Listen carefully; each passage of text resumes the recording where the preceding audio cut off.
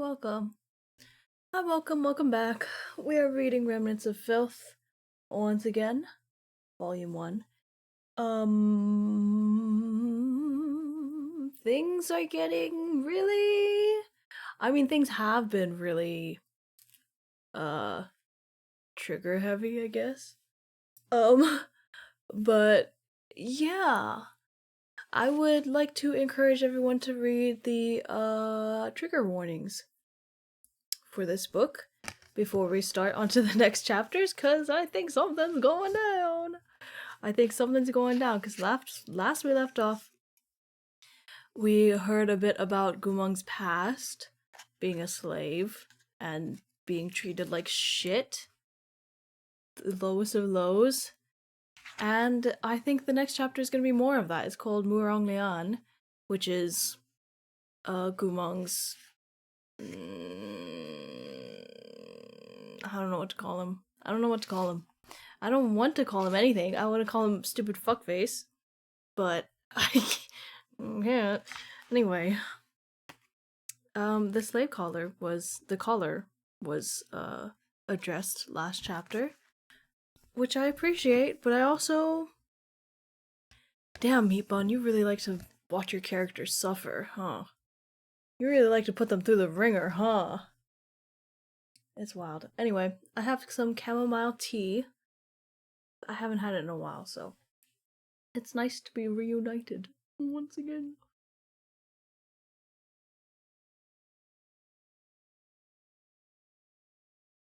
But yeah, I hope you're having a good day. Hope you're having a good time.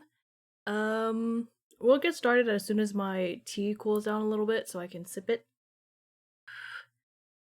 I don't want to get too ahead of myself and then wreck my throat, as I so often do. It's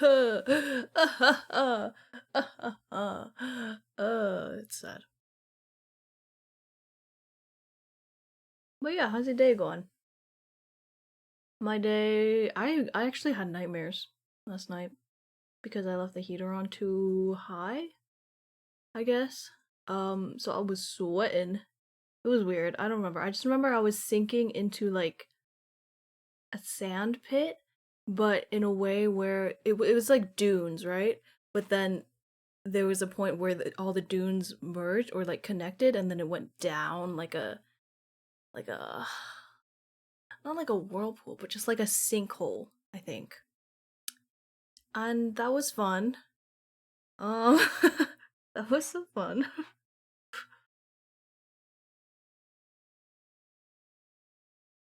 It's fitting because being hot in the desert, you know. And I was hot, and anyway, trying to get my tea to cool down even faster. I don't want to burn my throat. Okay, that's okay. That's okay. Let's get started. Remnants of Filth, Volume 1, Chapter 12. Murong Lian. Yay. Yay, I love it. Sorry, I'm adjusting the mic again. I'm sorry. I'm sorry. Okay, yeah, let's just start. Okay, great. Ooh, okay. Moji is standing to the side, was furious. Muronglian, watch yourself. Without the Emperor's permission, a slave caller cannot. Halfway through his sentence, Gumong cut him off.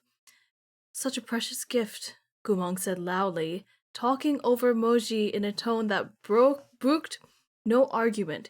He reached up and accepted the tray. Thank you, Xiao Zhu.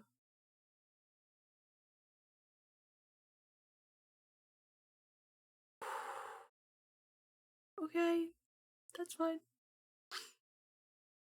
Amid everyone else's dismay, Gumong calmly unfastened the pitch-black collar and looked up, bright-eyed, to where Muronglian sat on the dais. Those pretty eyes displayed no resentment, rather they seemed perfectly peaceful. Go on, Muronglian said icily. Holding his gaze, Gumong brought his hands to his neck. Unblinking, he fastened the slave collar around it with a click. Hey, Gumong touched his neck with interest. as if he had discovered a new source of amusement. It's not too big or too small, if it's just right. Moji looked at him in disbelief, while among the nearby study attendants, those who were close to Gumong were on the verge of tears.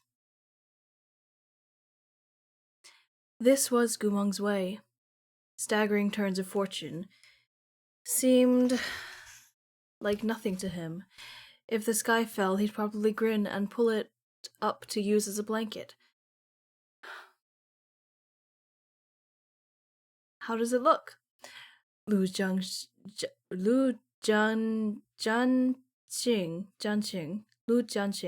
stared at him. Muranglian caressed the corners of his own mouth with pale and slender fingertips. Wonderful, he said mockingly. This one thanks Xiaoju for the gift, Kumang earnestly replied. It's nothing. Muranglian's expression was cool and detached. After a moment he waved a hand. A ball of blue light leapt from his palm, and Gumong crumpled to the floor. Lu Jianxing couldn't stop himself from crying out, Gumong! Several pitch-black cords laced with lightning shot out of the slave collar to tightly bind Gumong's arms and torso. The lightning set him into convulsions. He spasmed on the ground, shaking uncontrollably. Muranglian seemed to think this insufficient. He tried a different spell, and the light in his palm turned red. Brambles erupted from the collar, winding around Gumong's tanned body. As thorns stabbed into him, blood streamed out. Enough! Moji couldn't stand it anymore, and he gritted his teeth. Muranglian, how is this reasonable? What does the disciple of my own household slave have to do with Mo Gongji?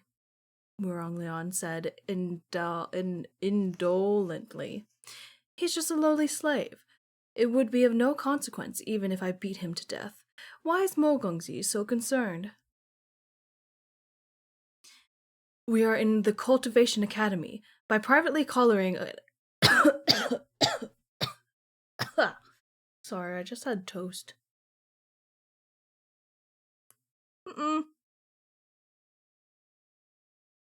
Oh, I just burnt my tongue. That's okay.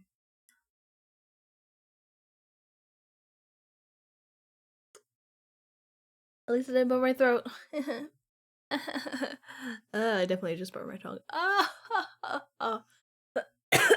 Alright. We are in the Cultivation Academy. By privately collaring an academy disciple with a slave collar, you are plainly holding the academy's rules in contempt. Cease this at once. Muranglian turned to smile at Moji. Wouldn't it be awfully embarrassing for me to stop because you told me to? Mo Gongxi, you're as arrogant as ever, but if you're asking me for something, I can't be callous. He paused. However, shouldn't you at least give me some incentive? As Muranglian spoke, he circled through a few different punishments, grinning all the while. By this point, the slave collar's torments had left Gumong in a pool of blood. Moji grabbed the hand Muranglian was using to form the sigils and fixed his dark eyes on him. What do you want? Nothing too important. Muranglian looked at the hand clamped around his wrist and sneered. It's only that Mother always complains that I've been lazy in my cultivation studies, that I'm no match for others. Those sultry peach blossom eyes narrowed. Muranglian gazed at Moji, expression inscrutable. I'll do you this... Wait. Yeah. I'll do you this favor so long as you lose to me at the Academy's cultivation tournament on New Year's Eve. Moji turned to look at Gumong, only to find him looking back. Gumong shook his head slightly, biting his lip.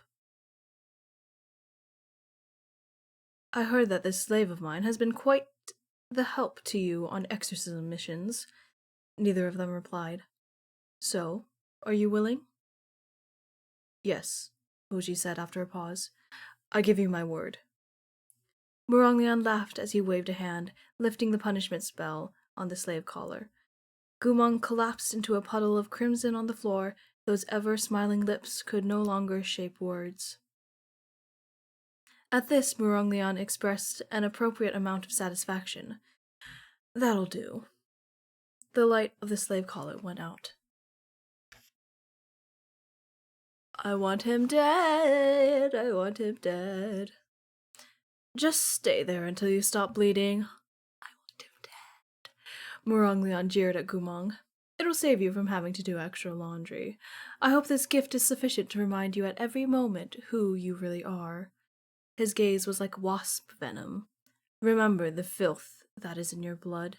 Remember to whom you belong, to whom you owe your loyalty.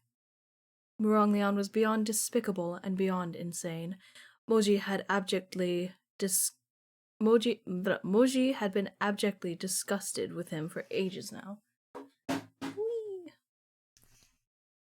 What Moji could never understand was why Gumong had been so hell-bent on staying at Muronglian's side despite the cruelty. More than 20 years had passed without the slightest hint of rebellion from him. Gumong was no masochist. He was exceptionally intelligent, fearless, and assertive, which was why Moji found this foolish loyalty absurd. He couldn't even begin to guess what Gumong had been thinking, nor did he know what exactly had transpired between Muronglian and Gumong. It was a mystery even to this day. And now, as Li Wei brought up their old quarrels again, Moji couldn't help but think that his reminder was rather unnecessary. Wang Shujun had always been wholly vile. How much worse could he get? He certainly didn't expect that when he finally saw Muronglian again in person, he would be unpleasantly surprised. Oh, that's a scene break.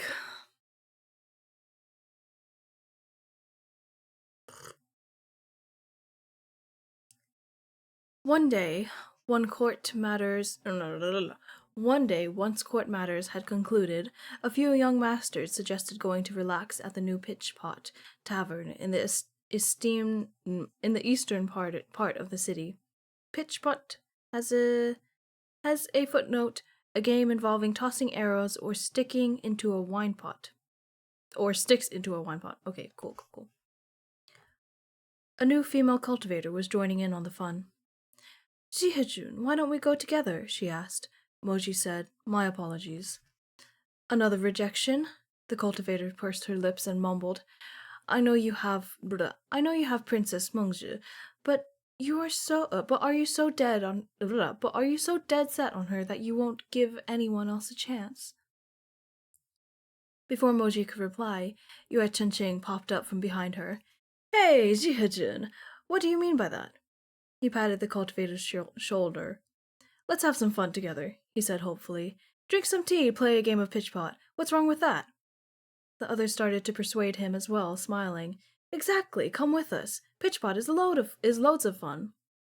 At that moment, a man's voice came from outside. It sounded like a ghost's, hoarse and wavering, without the slightest trace of warmth. The only emotion it held was scorn. Idiots pitching at pots. The pastime of imbeciles. Along with these words came the rustling of footsteps from the darkening hall doors. Moji turned to see a man holding a gauze umbrella slowly ascend the steps. His was a chilly and aloof silhouette, like a lonely wraith wandering in the evening snow. A man retracted the umbrella to his side, shaking off the snow that had amassed on its surface. He lifted his gaze to sweep it across the people in the hall, then smeared an insincere and mocking smile over his face. Everyone's here. All the juniors of the Bureau of Military Affairs started, each of them performing obeisance. Wang Shujun. This junior greets Wang Shu Shenjun. It was Muronglian. The consummate slacker had finally shown up. Many years had passed, but when Gumong's old master stood before Moji once more, he looked as soft and dainty as ever. Those sultry eyes were long and narrow, curving at the ends like willow shoots. There was cruelty in his charm and coldness in his fragility, and his cheeks were even sharper and more sunken than Moji had remembered. His arrogant manner and spiteful haughtiness had also become more pronounced. Muronglion's gaze slithered across Moji's face, as if he'd only just noticed him in the crowd. Licking his lips, he smiled. "Oh, Jihajun's here too? How uncivilized of me. Long time no see."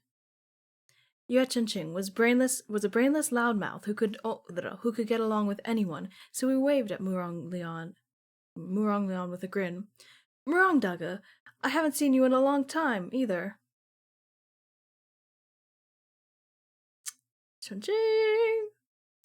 Yue Chenqing may as well have not existed. Muronglion spared not a glance in his direction. Yue Chenqing shut his mouth.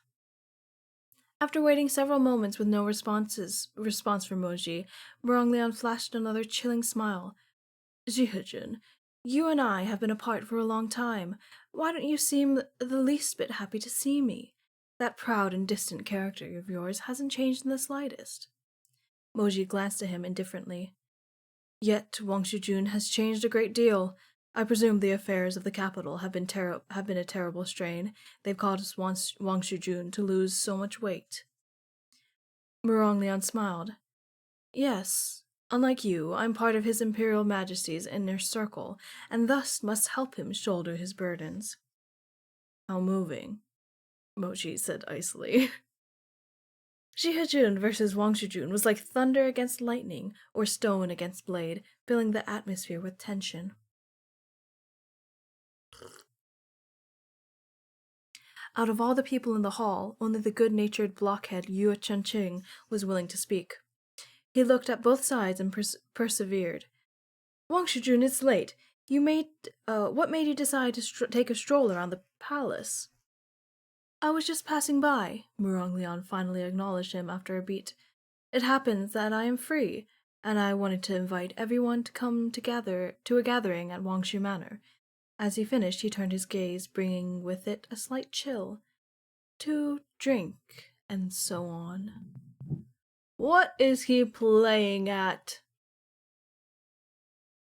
Like, obviously I don't trust this guy, but I don't trust this guy. No one dared to dismiss any of Muronglion's suggestions, least of all the many people in the crowd who wanted to curry favor with him. "So that's how it is," they quickly said.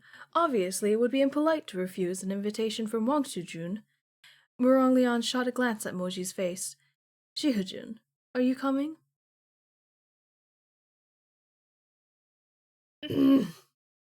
Moji looked over at Yue Chenqing. Since Yue Chenqing was still young and easily influenced, he thought it would be best for him to keep his distance from Muronglion. "Yue Chenqing and I are busy," he said. "We won't be attending tonight."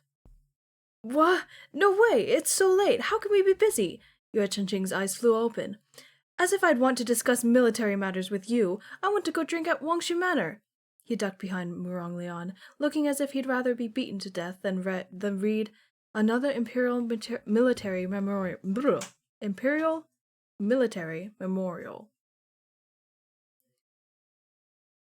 Since Yue Chenqing had openly demonstrated where he stood, Moji couldn't force him. All he could do was furrow his brow slightly. Muronglion turned, arms behind his back, and gazed at the snow fluttering down outside the hall doors. "On that note, Jihajun," he said, "you haven't seen Gumeng in a long time, have you?" This is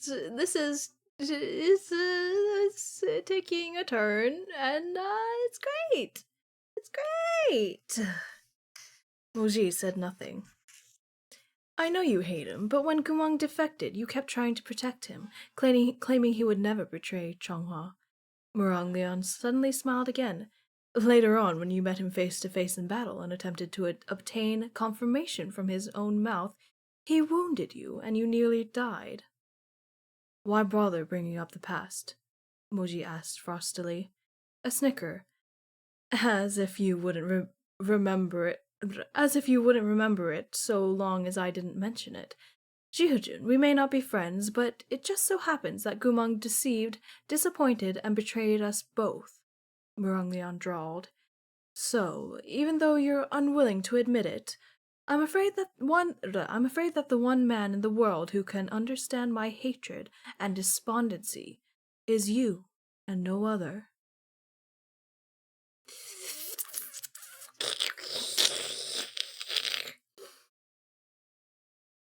After this, Muronglian turned his sickly pale face to the side, his eyes flashing with unreadable light. He was my slave all those years ago, and now he's in Luame Pavilion under my control. He tilted his head, looking bored. What about it? Why don't we go take a look? Yue Chenqing naively poked his head out from the table. Hey, Luame Pavilion? Wang Shujun, you better be joking.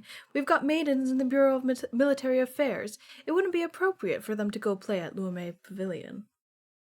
A few woman cultivators who heard this waved their hands hastily. We won't be attending. We hope Wang Shujun has a good time.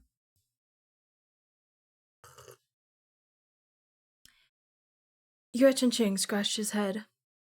Well, even if the girls don't go, Jihujun hates brothels. Wait, this is Yue Chenqing. Well, even if the girls don't go, Jihujun hates brothels more than anything. Why would he go somewhere like that? Oh, that's true. Muronglian curled his lip. General Mo is the finest commander of Chonghua, ever pristine and honorable, proper and unwavering. There's no way he could possibly deign to enter an unspeakable house of pleasure. How filthy. Moji made no reply. Huh. It sounds like he knows.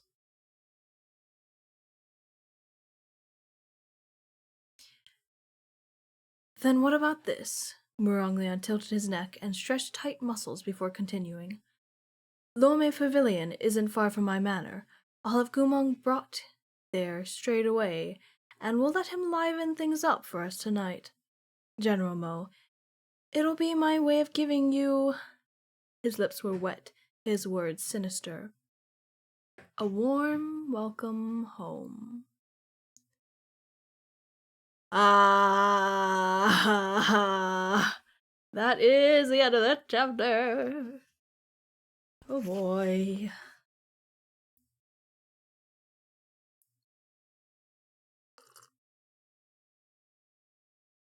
Boy, I love chamomile tea, but it does make me so sleepy. It kind of makes me... I feel like I'm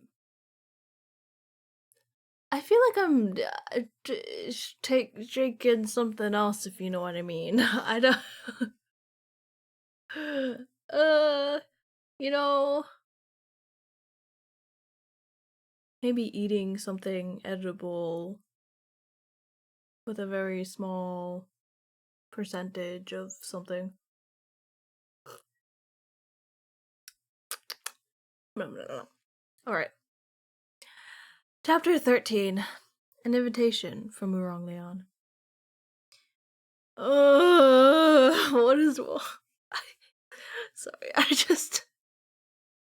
this book is crazy! Oy. Okay.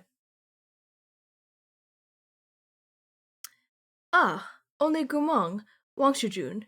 You should probably get a few more of them, one young master piped up. The two great noble lords, Jihe and Wang Shu, both had reason to hate Gumong. Thus the young man didn't hesitate to scoff. Given Gumong's current condition, it'll be impressive if he didn't ruin the mood. Muronglian had ignored him at first, his eyes locked on Moji. But when he heard this last, the corners of his lips curved up in a smile. As soon as they saw this sign, the juniors striving to ingratiate themselves with him all laughed as well.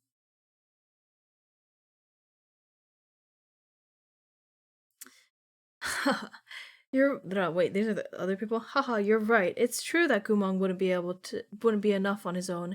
Him, attentive, infuriating's more like it. They don't even know him.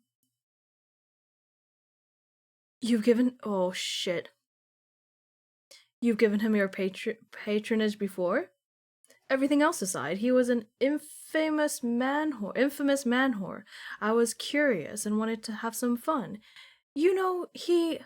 Before this young master could finish, he felt a sudden piercing chill at the back of his neck. When he looked around, he found that Moji was staring at him, eyes like frost. That gaze was like a blade in the freezing night, so terrifying that the young master forgot what he had been about to say. He swallowed, breaking out in cold sweat. He shivered. What had he said? What had he? He shivered. What had he said wrong? But before he could think more on it, Moji turned away. That sharp profile had sunk back into cool indifference without the slightest ripple of disturbance. It was as if the antipathy. It was as if the antipathy in his gaze a moment ago had been no more than a young master's hallucination. Sorry, 1 second. I'm getting notifications. Don't worry about why I'm frozen. It doesn't matter. Oh my god. Oh my god. I'm gonna have to mute this bitch. Sorry, I'm getting texts from my friend.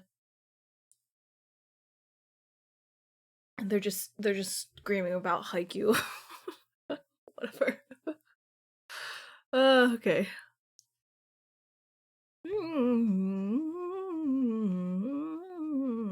I'm ignoring them. I'm ignoring you. Oh boy. How funny you are, Leon cut in. The picture of imperious laziness. Who do you think Gumang is? He was once the highest-ranked general of Chonghua, my former slave, and General Mo's Shishong. Moji didn't respond.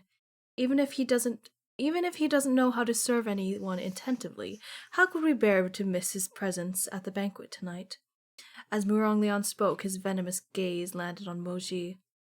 Now that General Mo is returned and coming to this little gathering at my manor, how could I be remiss in my duty as the host to share? Moji's eyes darkened. With each word, Leon spoke. By this point, they resembled black clouds pressing in on the city walls, the flames of wrath becoming an army thousands strong, lying dormant, but murderous, behind the veil of his lashes. He did not want to see Gumang looking so wretched in front of these people. But Leon insisted on aiming for Moji's fatal weakness, stabbing each word into his heart. After this flurry of speech, Leon drew back the corners of his mouth into a chilling smile. General Mo, your great nemesis, your Gu Shishong, aren't you curious as to how I've mastered him? Don't you want to see for yourself?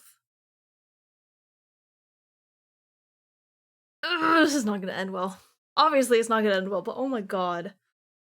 Oh my god. In the end, the group went. Wangshu Manor was a magnificent compound situated on the east side of Chonghua. The insignia of the Wangshu bloodline was a bat, and sigils in its likeness glowed year-round above the residence. Within the manor, the staff largely wore deep blue robes with gold trim. It was custom in Chonghua. Pure-blooded nobles wore clothing trimmed in gold, but the underlying base clothes were assigned by imperial decree. For example, Jiha Manor's robes were black with gold trim, while Yue Manor's were white with gold trim. At this moment, 8,000 exquisite holy lamps illuminated the sky, exuding an aura of extravagant hedonism. Halfway through the feast, everyone had relaxed. The juniors, who had earlier been tense and restrained, had grown lively and were milling about, drinking and playing finger-guessing games. Lian lay in repose on his daybed of Zhangfei bamboo, his slender, icy pale hand wrapped around a slim silver drinking token as he poked idly at the aromatics in the incense burner. Within was a type of narcotic fragrance from the Lao kingdom. It was harmless if smelled from afar, but it filled those nearby with a surge of unbelievable ecstasy. However, the ensuing depression was thrice as strong as that joy. To keep experiencing the ecstasy, the incense had to be inhaled repeatedly and often, which made it an addiction difficult to quit. The late emperor had banned the stuff during his reign. The sight of Muronglion's rapturous expression, so hazy amid the smoke that he seemed like an illusion, filled Moji with irritation. Yue Chengqing was sitting next to him. As he peered at the smoke Muronglion was inhaling, he found himself curious. He wanted to take a closer look, but Moji stopped him. Sit down. Oh my god. What is that? Ephemera. Ephemera, Moji replied flatly. Yue Chengqing was shocked. Ah, as in the Lao Kingdom's ephemera. He looked over anxiously. Looks like Wang Shijun's addiction is serious. No wonder he's so tired today. By the way, there's an illustration on this page. Stunning! Fuck this guy, but oh my god. If he isn't pretty as hell. I think it's him. It's the smoke is all around him. I think it's him. I think it's what's his face? What is his name again? Muronglion. I've been saying it for like so many times this past 2 chapters. Muronglion. Is it?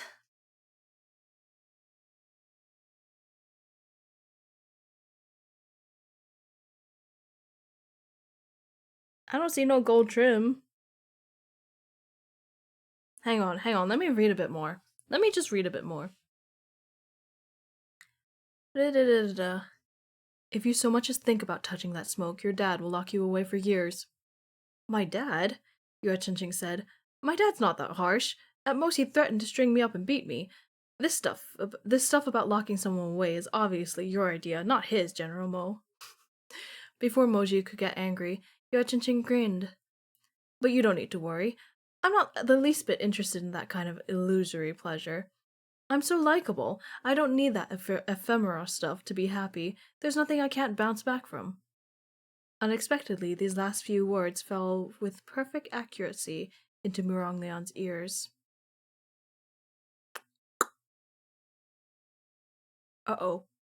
Muronglion played with the ashes on the ground. Beast-shaped censer. The suggestion of a faint, icy sneer slipped through his features. His voice was as indolent? His voice was as indolent as the smoke as he said, Bounce back. Ephemera is worth its weight in gold. With only the Yue clan's wealth at your disposal, you couldn't smoke it even if you wanted to. He's kinda... like, he's a bitch and he's the worst, but he's kinda... Yue Chengqing didn't want to argue with him. Yes, Wang Shijun's bloodline is high and noble, he said nonchalantly. Your wealth rivals that of a very nation. How could I compare to you? Satisfied, Muronglion turned to Moji. Shihajun, you sure you won't partake? I do think it's him at this point. He's so fine. I can't explain it. This illustration of him. Hello? He's like he's got like jewelry and beads and this stuff and his robe is really low cut, but not really. It's just like open a bit, and you can see his collar blown bone and part of his cleavage. Oh my. Oh no. I think is that him? I'm pretty sure it's him because he's smoking. He's smoking in more ways than one. Okay. Moji's expression was frigid, which made Muronglion lean back and laugh. I nearly forgot. General Mo is in the habit of austerity. He never cared for his extravagance and waste. Ugh. Looks like the Lord is the only individual in Chunghwa who can afford. It looks like this Lord is the only individual in Chunghwa who can afford to enjoy this Lao Kingdom treasure. Moji absolutely didn't want to talk to this man any more than necessary. The Muronglian he remembered had already been the epitome of scum. Who could have imagined that after all these years he could get even worse? Muronglian was proud of his rank as a pure-blooded noble, but he refused to work hard, instead sinking deeper and deeper into the muck. Now he could be described as a mindless wastrel, drowning in drunken dreams. I don't know what that means, but we're gonna pretend that we do. Li Wei was right. Muronglian had indeed rotted down to the bone. My lord. Just then the housekeeper of Wangshu Manor stepped in to report to Muronglian. The individuals of Lome Pavilion have been brought as you ordered. Oh, excellent. Send them in. The feast was getting rowdy and the guests were all a little intoxicated. After that housekeeper received his instructions, he of course complied, clapping for the servants to bring in the best women and men of Lome Pavilion to liven things up. Moji turned, his pitch-black eyes staring falcon-like toward the door.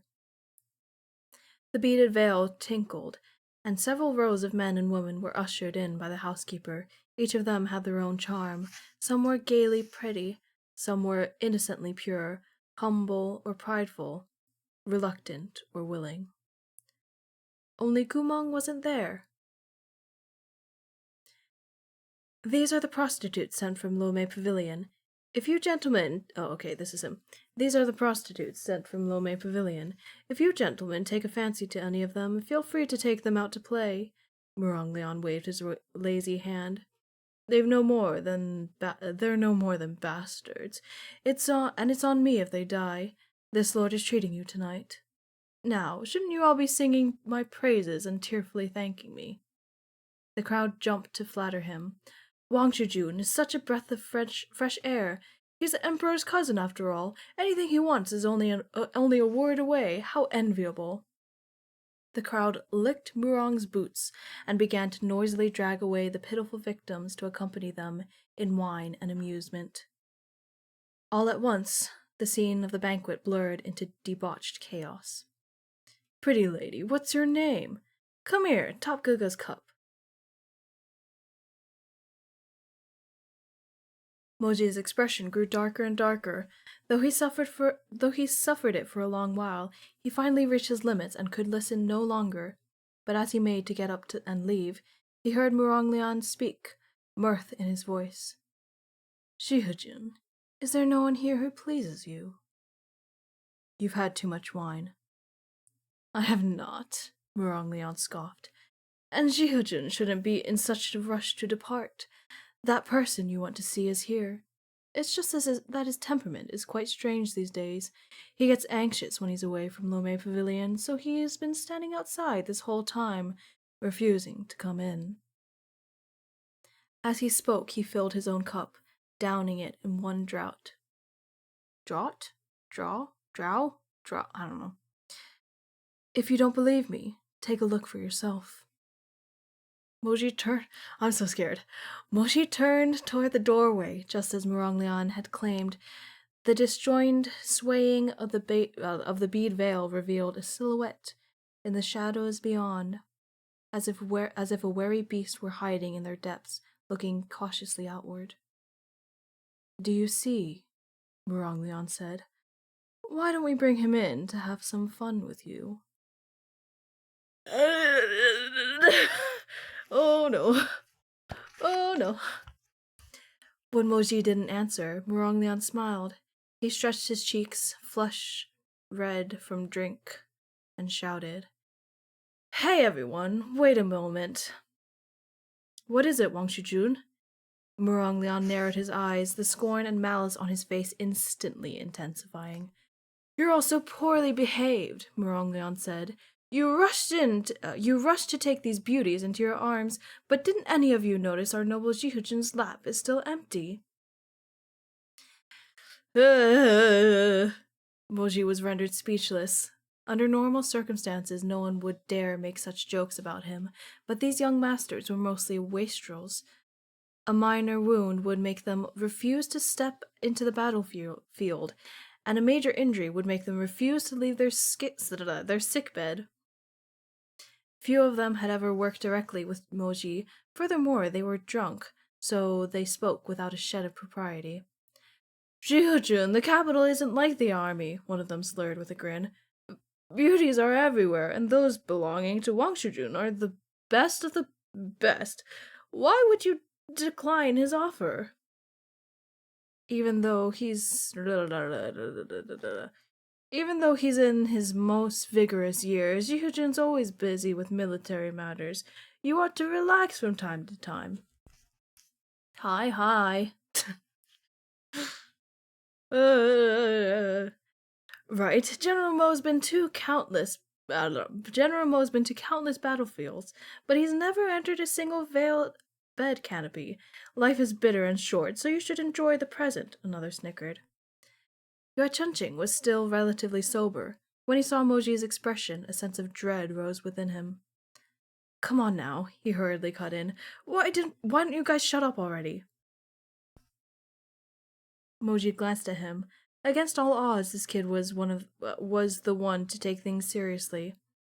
But the next thing he heard out of Yue Chunqing's mouth was, if you keep running your mouth like this when General Mo explodes and starts killing people, I'll be the first to flee. He's endearing, alright? He is endearing. Moji glowered wordlessly. Everyone stared at each other in their addled, half-drunken states, wearing stupid grins. In this torturous silence, Muronglian looked sidelong out of his peach blossom eyes. Muronglian looked sidelong out of his peach blossom eyes, his glance intoxicating yet icy sharp. Jihujun, even with all these peerless beauties before you, you want neither the woman nor the men. I think, he smiled maliciously, the one you yearn for is actually your enemy, isn't it? So saying, he shouted toward the doorway. Come, bring the traitor Commander Gumang for our General Mo.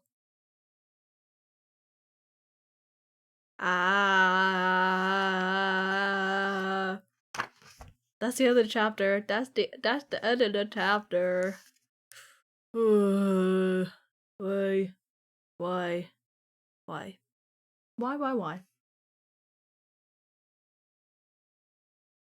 Oh, this next chapter is kind of long. Okay. We can get through 4. We'll be fine.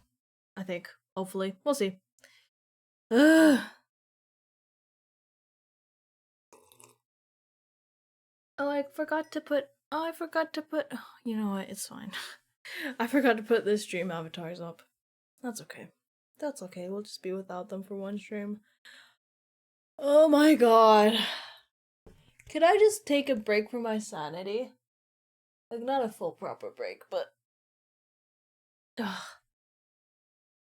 This is ridiculous. This is insane. Okay, let's continue. Chapter 14. Jihujun is Jihujun the liar. I wonder what he's gonna lie about. I wonder. I'll never know, I guess. I'll never know until I read it, I guess. Okay. The housekeeper escorted Gumang forward. The iron chain around his neck clanked with each barefoot step he took out of the shadows. Gumang had seemed exceptionally calm the last time they met, as if he didn't feel the slightest unease within his own territory. But now, even though Gumang's face was impassive, his muscles were tense, and the keen gaze hidden behind those long lashes was full of wariness as it swept across each face in the crowd. This is hurting my heart so much. By chance, those eyes met Moji. Something shifted in Moji's heart. He knew his current circumstances were incredibly delicate. If Gumang happened to mention their previous meeting at Luomei Pavilion, though Moji wouldn't face any dire consequences, nothing good could come of it. Although he knew better, some hidden place in his heart secretly howled, hoping Gumong would react to him differently than he did to the others, if only by the tiniest bit. Too bad. Gumong disappointed him again. Gumong had no interest in Moji whatsoever. He doubtless saw him as simply another one of his strange clients. His gaze didn't linger on Moji's face for even an instant. He glanced at him swiftly and directly, then carelessly looked away. Ugh, I can't deal with this. My feelings. I have feelings. That's all I'm gonna say. Moji stared stormily into the exquisite jade cup on the table and began to fiddle with it, eyes downcast. Oh, the illustrious former beast of the altar, Muronglion said with an insincere smile. Why so anxious, Gumong? You've served my family ever since you were young. You're merely visiting an old haunt. What's there to be afraid of? Come. He waved Gumong over. Come here. Gumong slowly stepped forward, eyes falling onto the incense burner in front of Muronglion. He sneezed, seemingly irritated by the ephemera fumes coming from the censer, and quickly turned to bolt. Muronglion hadn't expected him to act out. Once he came to his senses, he shouted sternly, "Grab him!" Gumong's spiritual core had been destroyed, but his martial strength was still formidable. His legs whirled, violently striking the few people nearby. Then, with a push of his hand off the floor, he leapt up like a panther, dodging the servants trying to grab him, and landing steadily on the ground. His movements were as smooth as flowing water. Even without the aid of magic, they were breathtakingly powerful. Gumong sent his opponents flying with a kick. Glancing backward, he scratched his cheek, then turned to keep running. Well, a starving camel is still larger than a horse. Likewise, the ruined General Gu is still stronger than these sorts. As Muronglion spoke, he shot a glance at Moji. Don't you agree, Jihujun? Moji's arms were crossed as he leaned against the edge of his chair and ignored Muronglion. Instead, he watched Gumong dodging and ducking in the hall. Gumong's martial foundation was absurdly good. It took the slaves of Wangshu Manor a great deal of effort to subdue him. By the end, they were all covered in sweat, their noses bruised and faces swollen. My lord, we've bound him. Look at all of you, panting like oxen. If I didn't know any better, I'd think you were the ones whose spiritual cores had been broken, not him, idiots. The servants hung their heads, swallowing anxiously.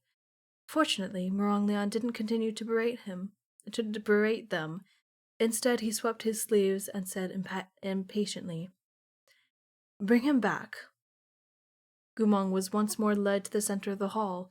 Because he still refused to obey, they were compelled to bind him tightly with spells as they escorted him to the front of the dais. Kneel. Gumong didn't want to kneel, so someone in the group brutally kicked the back of his knees, and he crumpled to the ground.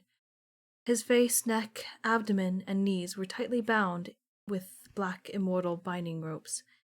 His expression was confused yet furious, and his originally baggy robes were now gaping open, exposing a broad swath of his pale chest.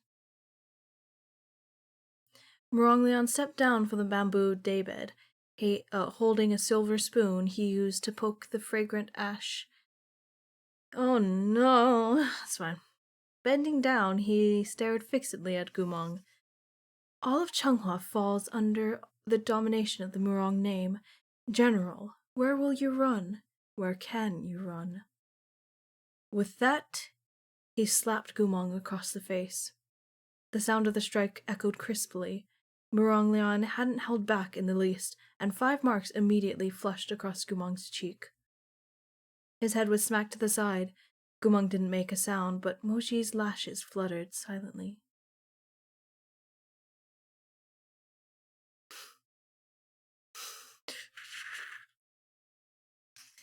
I spent 2 years teaching you the rules, but you still haven't learned. Muronglion stood up straight, taking a sniff of the remaining fragrance on the spoon. Then he abruptly turned to look at Moji.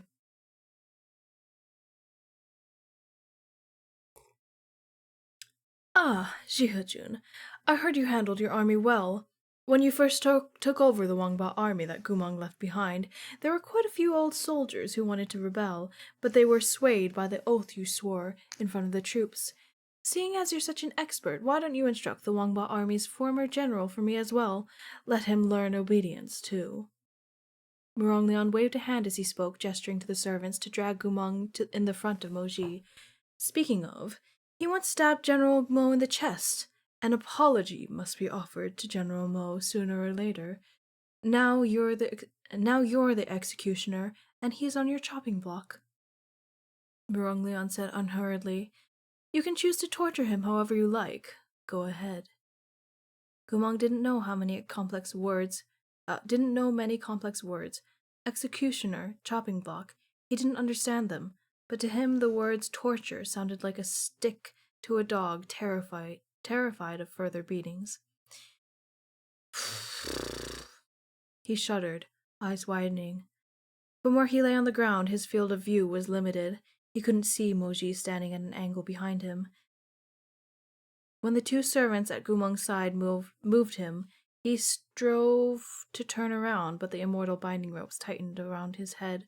The iron chains gagged his mouth.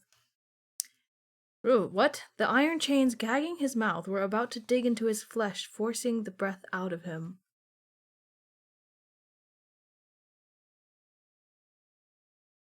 Well... For a moment, all eyes in the room were on Moji and Gumang. Yue Chenqing covered his eyes, and Yue Chenqing covered his eyes with his hands and peeked out from behind his fingers. General Mo, despite the hatred and resentment you share, you can't kill him in front of me. I'm just a kid.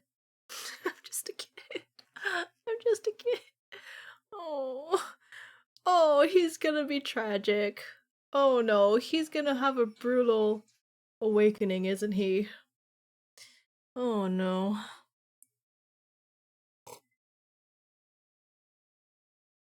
Moji said nothing. Slowly he bent down on one knee, his elbow resting on his kneecap. With his other black-gloved hand, he took hold of Gumang's jaw and tilted his face upward.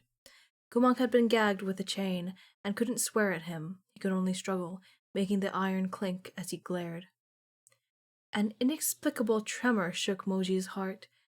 He didn't understand why a layer of gooseflesh ran down his back at the sight of Gumang bound in chains, his clothes in disarray.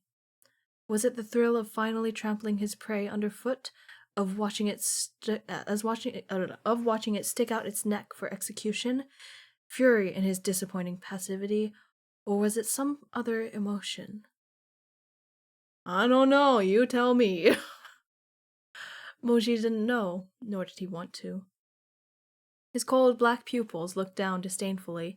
In the flickering light, his field of view was filled with Gumang's wretchedness, fierce yet pitiful. After several long seconds, Moji closed his eyes and got to his feet. Take him away.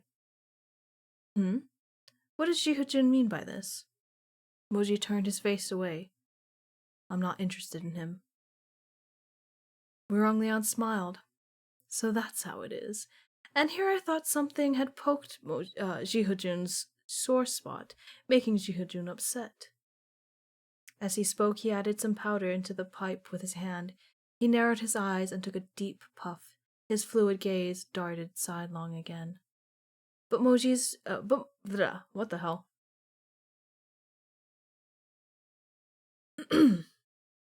But Jihujin is truly admirable. Even after busying yourself with military affairs all these years, you're still so aloof as ever. If all these men and women, these ill-fated beauties... Of all these men and women, these ill-fated beauties, none of them are worthy of your attention. Let me ask, out of curiosity, what type of divine beauty would it take to catch your eye? Moji made no sound, his face darkening. Realizing that the atmosphere between them was growing more and more strained, Yue Chenqing scratched his head and found himself taking a step in their direction, wanting to interject. Moji didn't even look at him as he said, "Keep away from me." Well, keep away from it.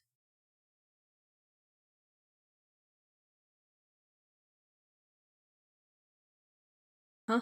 What just happened? A beat. Oh. The drugs had gone to Muronglion's head. He scoffed. Does Jihajun think a whiff of smoke will make the young... Oh, okay. Does Jihajun think a whiff of smoke will make the young Yue Gongzi an addict? Never fear. That is entirely impossible. It had better be. Moji's gaze was like a hooked blade on a cold night, piercing through curls of smoky mist to stare at Muronglion's face. Perhaps due to the power struggles between aristocratic families, Muronglion didn't care for the Mo clan in the least, and he had made things difficult for Moji since they were young. He was constantly trying to ferret out Moji's likes and dislikes, and to gather information that could be used against him. This was far from the first time he attempted to probe his thoughts by making such insinuations. Muronglion laughed and continued dodgingly. No, what? Muronglion laughed and continued doggedly to interrogate Moji in his usual way. You still haven't answered my questions. There are all manner of beauties in my Lome pavilion, men and women alike, and more than 100 in total. Does Jihajun truly not care for a single one? You needn't trouble yourself worrying about my personal matters. Muronglion took another airy drag, tapping the pitch-black pipe with jade-pale hands as he exhaled a fine cloud of smoke. Jihajun, why do you restrain yourself so? I know you value your reputation, but as I see it, it's better to enjoy yourself while you can. Those insignificant things, like righteousness and character, are akin to drifting smoke. He breathed out a dense plume, and an indistinct smile cut through the grey haze. He blew apart those tendrils of fog, his voice languid. Look, it disperses in an instant. Reputation? Moji asked coldly. Jihajun keeps his distance from men and women. Why else if not for your reputation? I'm a clean freak, Moji replied blandly. Muronglion didn't respond at once, lowering his lashes and exhaling a thin stream of smoke from between his lips. They stood facing off for a long while before Muronglion turned away with a sneer and snuck back down into his Zhangfei daybed. Prudes are so boring. As he spoke, he waved a hand calling for his guests. Come, everyone, enjoy yourselves to the fullest. Have all the fun you like, don't be modest. If there's a single maiden who's not dead drunk on someone's arms after tonight's feast, then I'll have to consider you frail and impotent. From now on, Lorme Pavilion will be unable to afford to entertain you.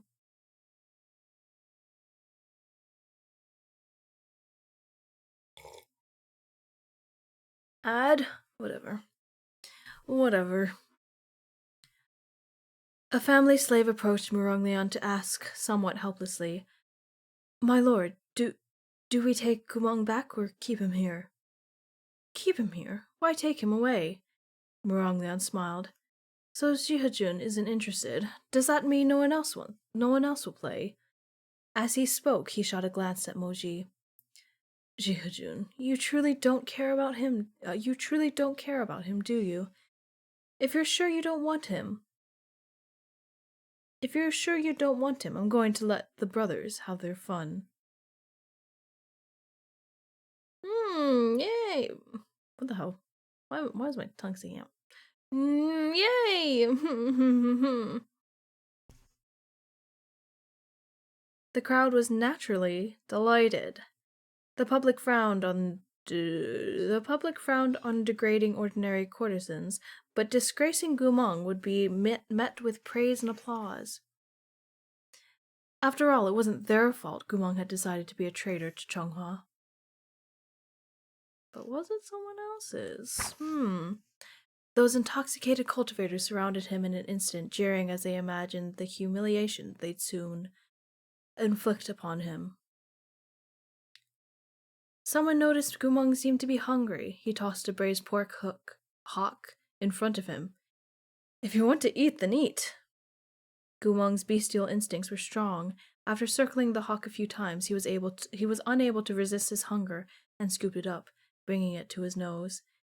He first carefully sniffed it, then, finding nothing wrong, opened his mouth to take a tiny bite. As he chewed, he stared at the young masters in front of him, his eyes cautious, yes, yet unwaveringly focused. Moji watched this scene out of the corner of his eyes. His heart felt tight, and he couldn't help turning his face even further away. But no matter which direction he faced, the sounds were inescapable, piercing, sharp, and shrill through his ears. "Ha ha ha! General Gu, they said you were a fierce beast, but you actually eat bones from the floor." The young masters roared with laughter. "Didn't you used to be obsessed with cleanliness back in the day? How can you want something that's already been on the floor? General Gu, where's your pride?" Scorn filled the room to bursting. But Gumong didn't notice. He only gnawed intently on the hard-won pork hock. Within seconds, he had picked the bone clean. He licked his lips and looked up once more, his gaze sweeping across those malevolent, mocking faces, and landing on the feast table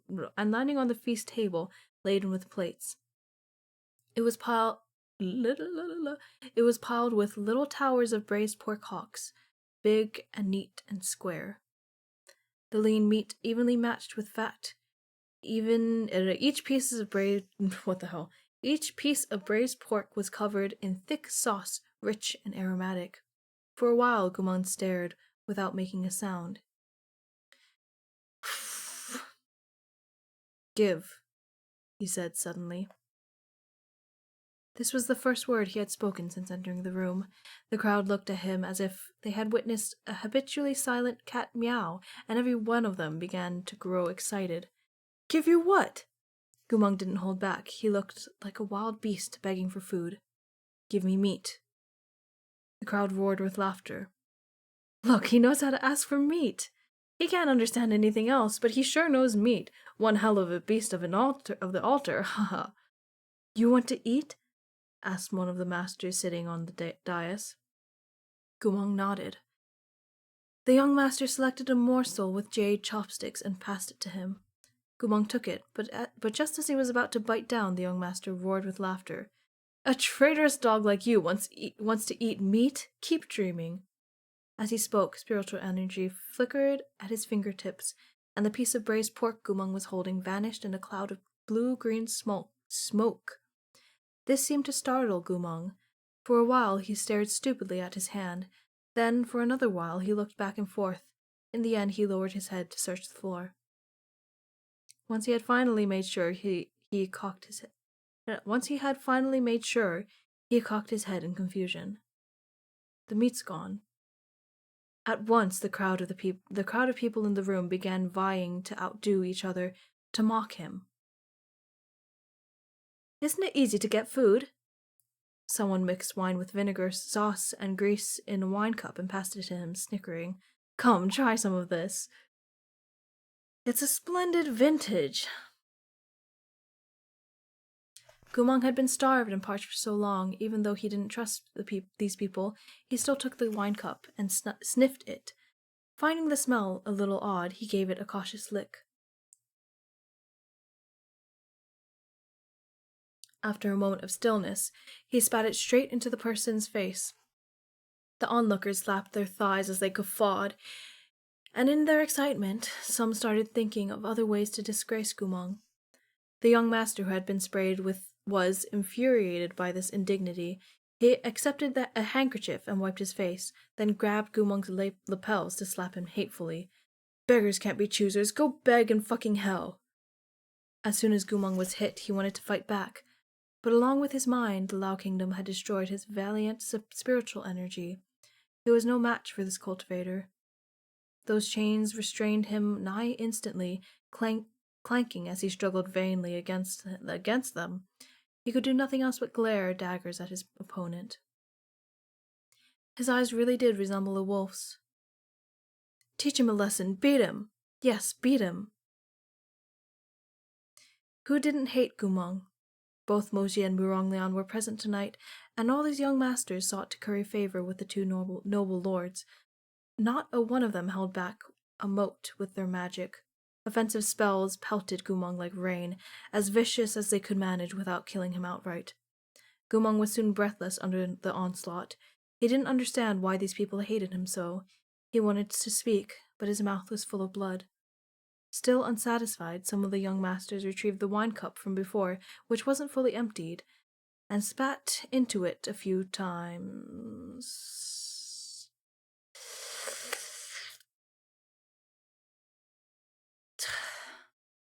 They grabbed Gumong's chin and shouted, "Open up, you better swallow. Drink. If you don't drink it all, you're not leaving tonight." The crowd of rich and powerful nobles had surrounded Gumong to debase him. Because they wanted to impress Jihujun, they strove all the harder to torment him. Suddenly,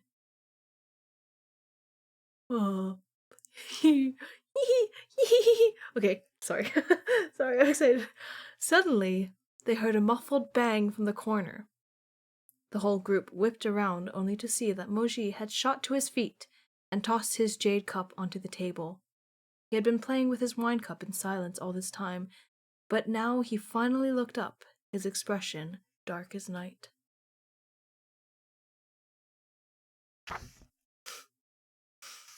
Yay!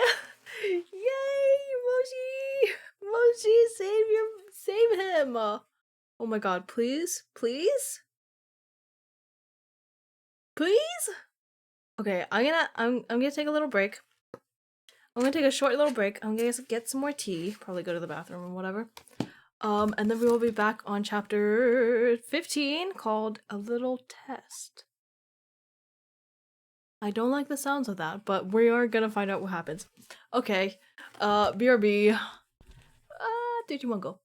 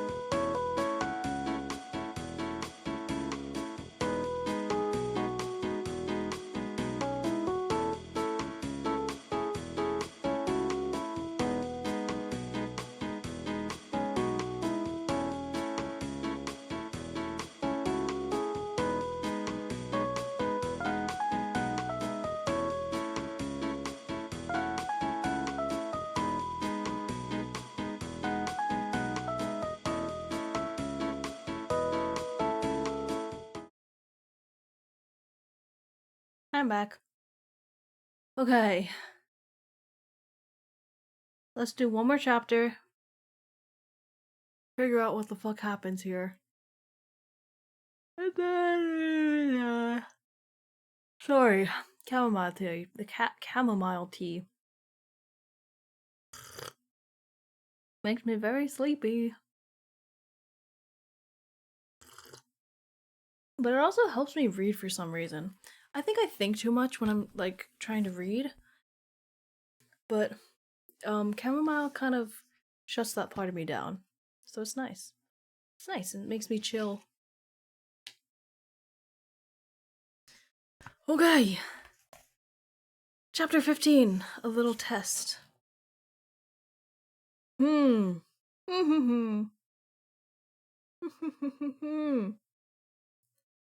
Alright, I yawn.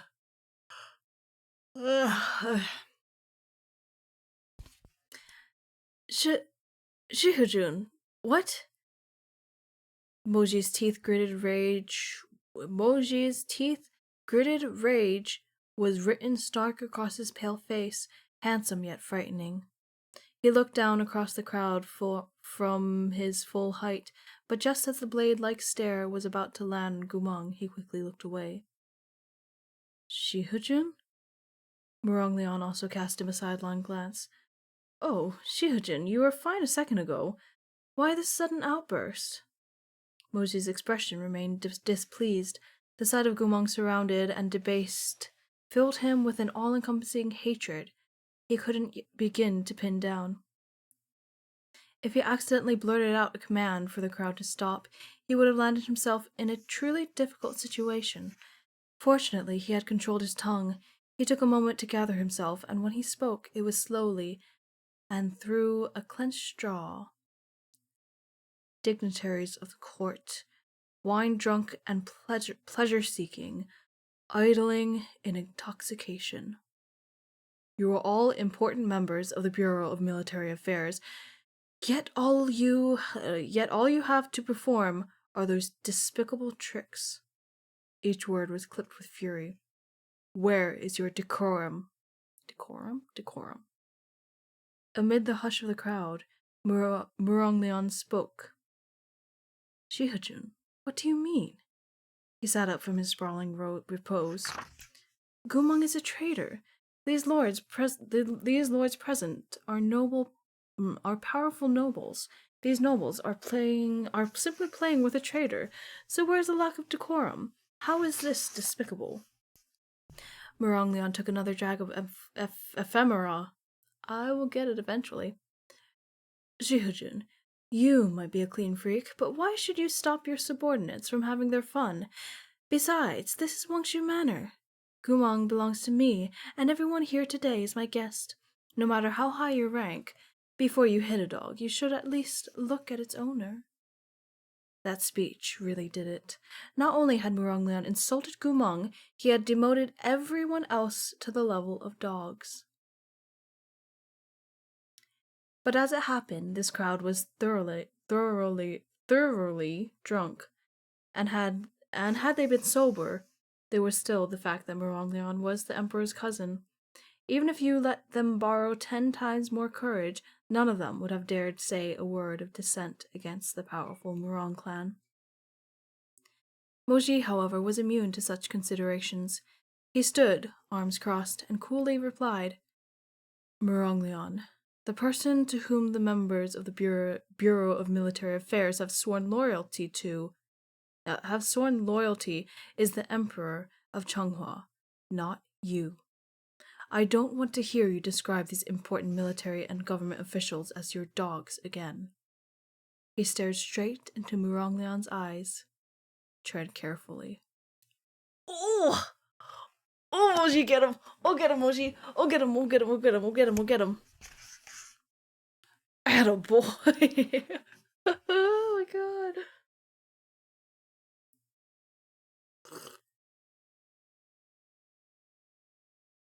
You... Though Moji's words were short and simple, they were extraordinarily heavy, like two swords pointed right at Muronglion's chest. The first sword was a reminder. The surname of the most useful and most valuable person in the Changhua military was Mo. Muronglian was a military official as well, but his rank wasn't as high as Moji's. In Changhua, martial law was paramount. If anyone, even a noble, were to truly enrage Moji, they risked swift and immediate punishment. The second sword was an implication. Muronglian's behavior had overstepped. This was even more frightening. It was said that back in the day, Muronglian's father had participated in a power struggle between Di and Shu sons. Footnote: born of the first or official wife Di sons are direct heirs in matters of inheritance. Shu sons were born of other wives or concubines are ranked second of at all. Shut up. Shut up. Oh my god.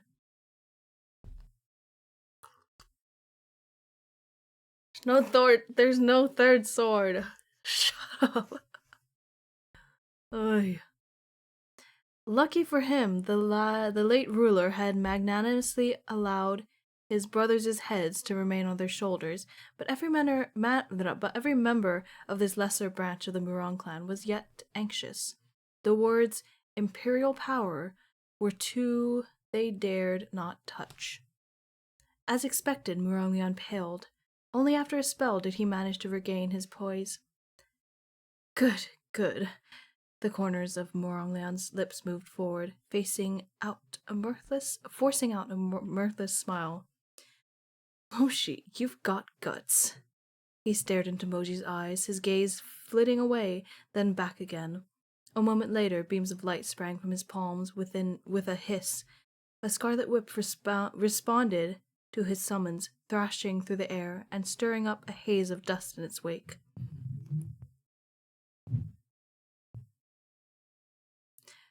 I misspoke earlier. Muronglian paced around Moji, whip in hand, his eyes flashing with jealous light. Jihajun disciplines his subordinates with exact control. Consider me to be, at last, enlightened. Thus, his eyes gleamed with a faint, flashing light of the whip. I'll try my hand at disciplining these stupid slaves, too. His voice echoed in the hall as the blood-red spiritual whip swam out like a snake, pitilessly striking down upon the slaves standing anxiously in the corner. Ah, my lord, please calm yourself. As Moji heard these cries for mercy, his eyes flickered slightly, then darkened. Though he was a high-ranked noble, the Northern Frontier Army he commanded was a unit of commoners whom Gumong had led to prominence with his blood, sweat, and tears. Those cultivators were poor, and most of them were slave-born. Moji had been first with Gumong early on. Moji had been friends with Gumong early on, and later he had forged deeper bonds with his soldiers through the flames of war. He intimately understood their hardships. This was the reason that, despite his birthright as an aristocrat, Moji had never bedded prostitutes, taken slaves, or disgraced the humble. After Gumong stabbed Moji, the emperor had sought to prevent the rise of any additional traders once and for all. To this end, he had issued an order to execute the 30,000 remaining soldiers of the Wangba army and henceforth ban slaves from learning cultivation. Wow. It was Moji who had dragged his ailing body to kneel for days upon end in the snow, all to ask the emperor not to condemn the army Gumong had left behind, not to kill Gumong's remaining soldiers, not to strip Changhua slaves of their right to cultivate. None of the other slaves... Who is speaking? Oh, this is flashback to him. Okay. None of the other slaves in that army have ever moved to commit treason. Why, then, does your Imperial Majesty wish to see 30,000 heads roll?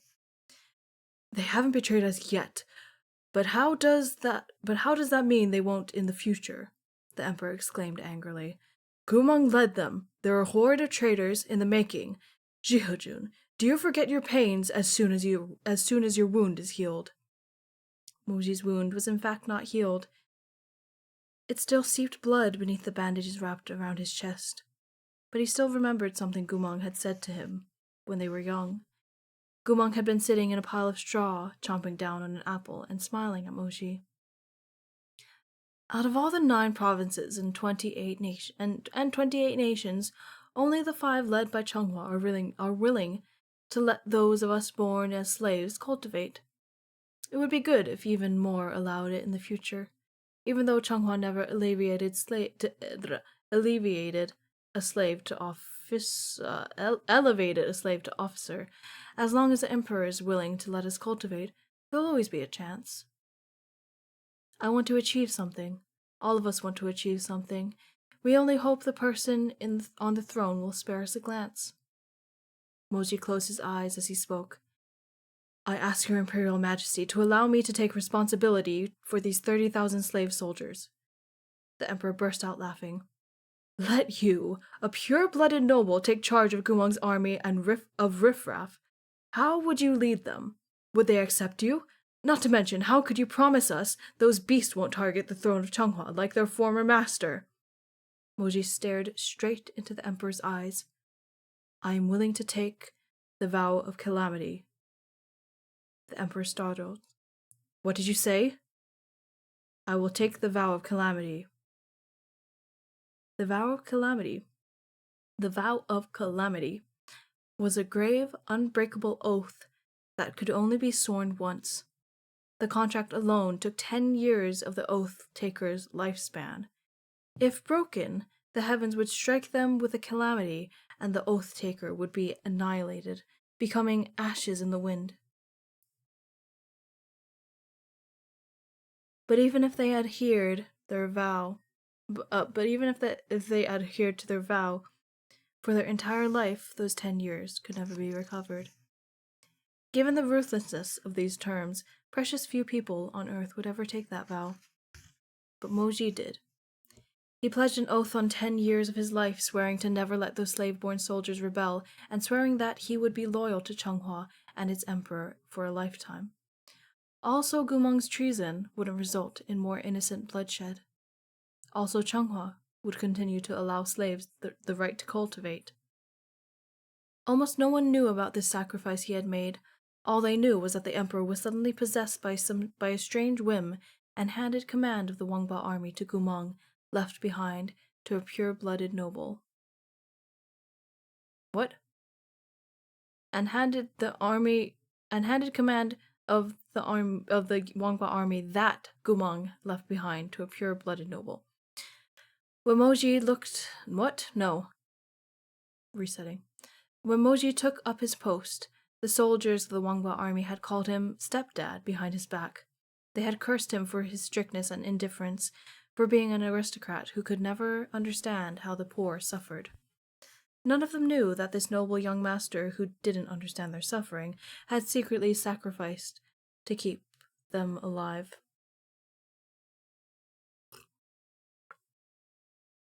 To ensure those born with Gumang's same status wouldn't be condemned to a lifetime of powerlessness from the day they were born. A decade of his life, an oath for a lifetime. This stepdad, whose very heart had been pierced, was imprisoned by his circumstances, unable to please either side. He'd done everything he could, it was just that no one knew. But Muronglion did, because on that day he had been at the Emperor's side. He had seen with his own eyes how Moji spoke on the slave's behalf, heard with his own ears when Moji swore the oath and knelt on the ground, forehead on the snow. He knew Moji had compassion for these slaves.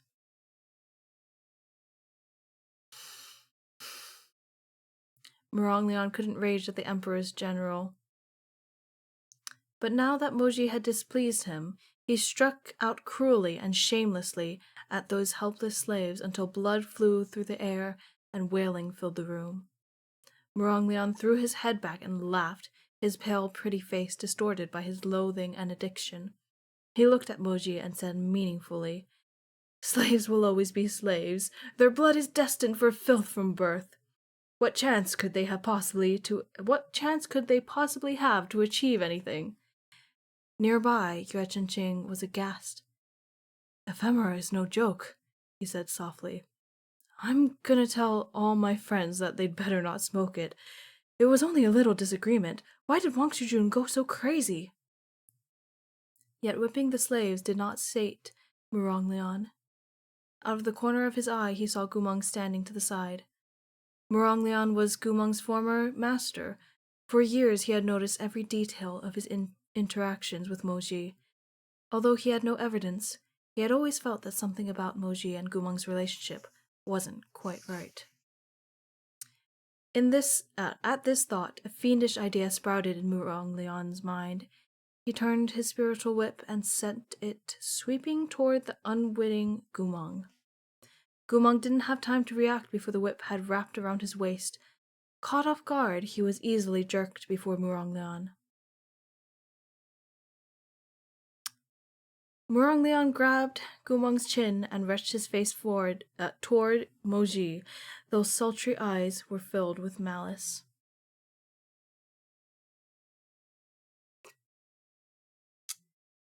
"Come here, Gumeng. Look at this man in front of you. Do you recognize him?" Gumeng blinked with a bestial wariness. "It's fine if you've forgotten him. Let me tell you this. Even if you didn't say it back then, I could tell. You might have called me master out loud, but in your heart, you wanted to renounce the Murong family, to get on all fours like a dog for this Mo Gongxi." He just said it out loud. Moji's expression darkened. "Murong Lian, have you lost your mind?" "How have I lost my mind? Today is the day of our long-awaited reunion, but I haven't prepared a present. What about this? I'll test his intentions again. If he still wants to follow you, then I'll consider letting him have his way and relinquish him, okay?" Oh my god, this is gonna hurt. Murong Lian looped an arm around Gumeng's shoulders and leaned against him. "I've even thought of how to test him.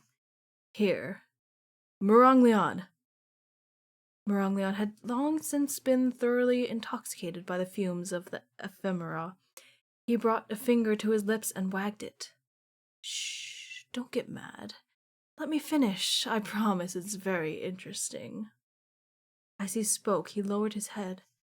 "General Gu," he said, his voice syrupy sweet, "I'm going to give you two choices. Listen up." No, twice is not playing in my head. What are you talking about? Yes or yes? Oh yeah. "To be honest, I've always been disgusted by your face, and I dearly wanted to cut it up. But if you can help me," he drunkenly pointed at Moji, "if you can help me cut off one of his arms." Smiling, he told Gumeng in a stage whisper, "I'll spare you."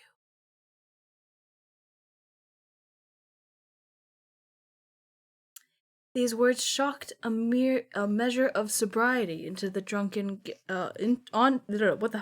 These words shocked a measure of sobriety onto the drunken guests. Their bleary eyes widened in astonishment as they stared at the trio before them. "What did Wang Shujun just say? He wants General Mo's arm?" Yue Chengqing slapped his forehead, grumbling. I shouldn't have come." Then he shouted, "Wang Shujun, Murong Dage, you've had too much ephemera. You're addled. Where do you keep your sobering medicines? I'll go get some for you." But Murong Lian didn't acknowledge him. He draped himself over the ignorant Gumeng, grinning. "So, Gumeng, will you do it?" As Murong Lian finished speaking, the spiritual whip in his hand transformed into a dagger, gleaming with cold light. He held it up to Gumeng's cheek. Either to rid his arm, either get rid of his arm, or let me cut up your face. Your mind's broken, isn't it? I really can't wait to see which one you'll choose. Moji felt a shiver in his heart. Muronglion wasn't drunk at all.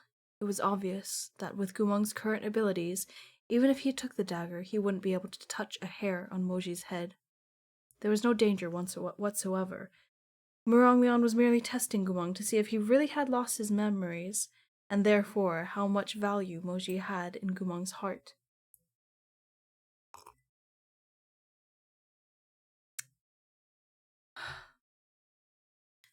The dagger... Wait. I'll count to 3. The dagger was right in Gumong's face. Another inch and it would draw blood. Gumong made no sound, turning to look at Muronglion's dagger nigh indifferently. 1. Moji's heartbeat sped up. He wanted more than anything to stop Muronglion in this instant, but on the other hand, he couldn't help but wonder what exactly Gumong would do. In truth, Moji had his suspicions. He too had considered the possibility that Gumong's apparent mental deterioration might be a facade. If Gumong's mind really was broken, running on bestial instinct, then he wouldn't hesitate for a second. If, as Li Wei said, Gumong had really believed himself to be a wolf, given the choice between self-harm and harming another, he would no doubt choose the latter.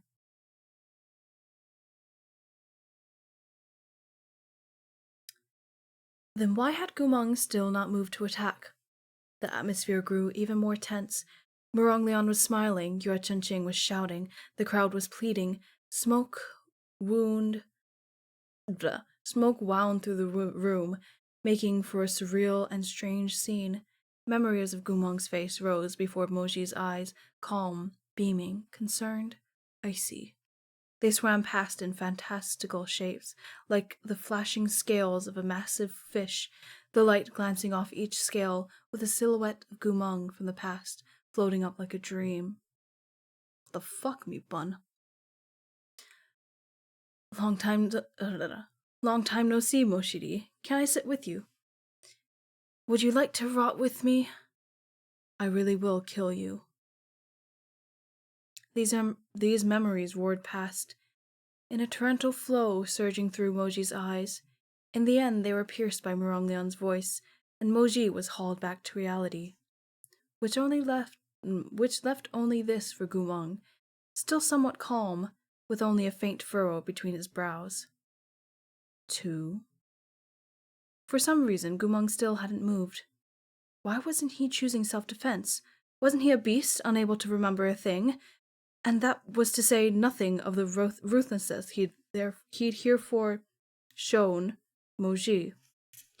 Gumong had stabbed him, so he should... 3. Stop! Moji reacted instantaneously, sparks of light flashing in his hands as a talisman sigil erupted from his palm and swept toward the dagger Muronglion had lifted. It was too late. The dagger flashed toward Gumong's cheek, and blood spurted. Moji's eyes widened.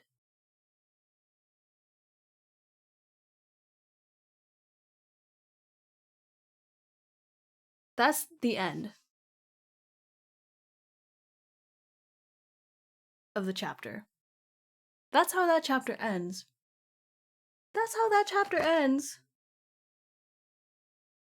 I'm sorry, in the illustrations next, does he have a scar? Oh, what the heck? Why does this have the sticker still?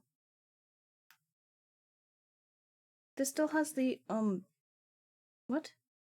What the fuck? Hello? Why does it have a sticker? Oh, fuck, you know what? That's not my fault. That is so not my fault. What the fuck? They stuck this sticker in so deep into the book. I fucking ripped a page. Not completely, but slightly, like partially. What the hell? What the hell? I think it's one of those like scanning stickers, or like not scanning, like the if you fuck that stupid sticker. But yeah, that's the end of the chapter, and that's where we will end off today. The next chapter, chapter 16, is called Suspicion. Yeah, no doubt. Yeah, I'll bet. That's insane. Oh, what the fuck? I should not look at the illustrations. I should stop spoiling things for myself, but they're so pretty, so I have to look at them.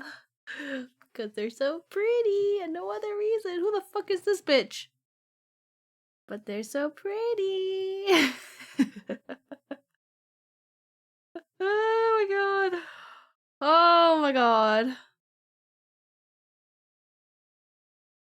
Oh my god. It's fine. I'm not spoiling things for myself. Why would I do that? Why would I do that? I can only speculate with these images anyway. They're like not giving me anything. So like how would I know what's going on? No. You know, how would I even know what's going on?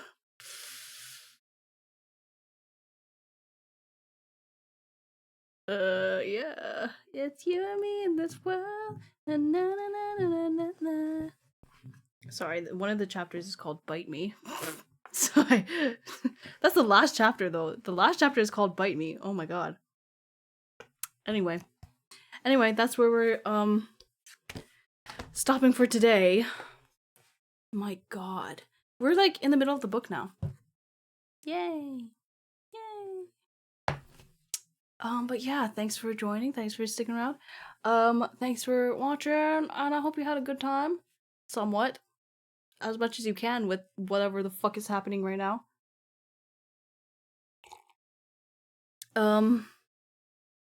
Let's put that down. Hang on. Next week we will be doing part 2 of Neva. Part 2 of Neva, finishing Neva on Monday, and I think I will have Wednesday off next week so I don't burn out and die. I'm also quite busy. I've got a lot of things to do. So yeah, I would be working on things like commissions, whatever, bullshit. Not bullshit, but you know, you don't care about that stuff. We're doing other stuff. And yeah, I'll see you next week. We're back here on Friday for more reading, as always. And maybe something potentially in the future exciting is happening. Maybe. You might know that if you follow my Twitter or my Blue Sky. Oh yeah, I'm very active on Blue Sky now. I'm not very active on Twitter at all anymore because fuck Twitter and fuck Elon. Go to hell, bitch. But yeah, I'm way more active on Blue Sky now. If you wanna get notified for when I go live and whatever, or just wanna see some nice art that I make sometimes. I definitely didn't just post furry art recently, but anyway, if you want to follow me there, I'd super appreciate it. But yeah, I'll see you next week. Wait, no, I didn't even tell you about the thing. Actually, no, it's okay. I don't need to tell you. I'll tell you later. Maybe it's a surprise. Okay, bye. I'll see you later. Take care of yourself. Bye bye.